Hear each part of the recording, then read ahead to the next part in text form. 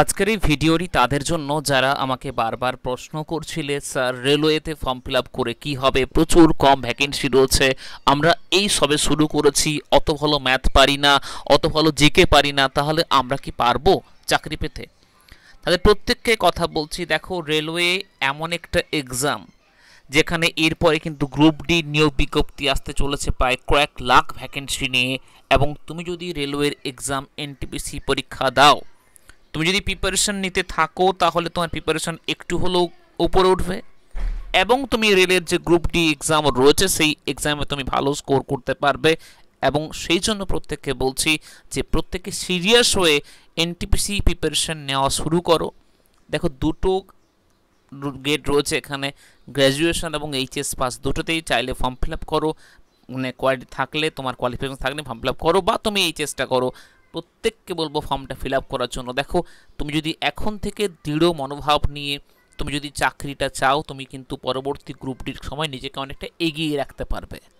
Otherwise কিন্তু তুমি নিজে অনেক পিছিয়ে গেলে অন্যান্য সময়গুলো থেকে বা গ্রুপ ডির সময় থেকে।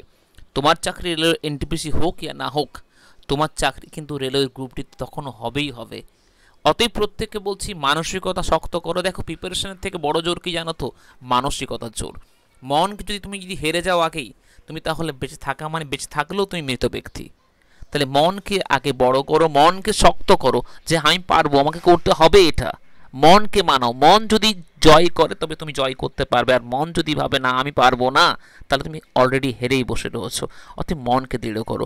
প্রত্যেককে বারবার করে বলছি রেলের গ্রুপ ডি ভ্যাকেন্সি আসছে আরও এখানে, এবং এনটিপিসি ফর্ম ফিল আপের জন্য ম্যাথমেটিক্স রিজনিংয়ের পুরো দায়িত্ব নিয়ে আমি তোমার সাথে রয়েছি।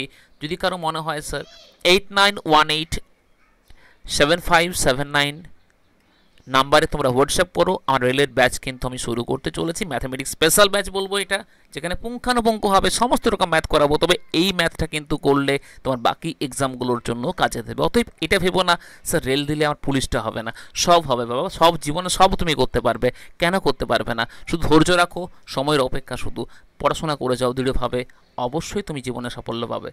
তো থ্যাংক ইউ সো মাচ। এটুকুই প্রত্যেকে বলা ছিল। যাদের বানোভাবে শোনার প্রয়োজন তারা অবশ্যই শুনবে, তারা অবশ্যই ফর্মটা ফিল আপ করো। বাকি দায়িত্ব ভাই আমি নিচ্ছি তোমাদের জন্য। Thank you so much. দেখা হবে পরবর্তী সেশনে।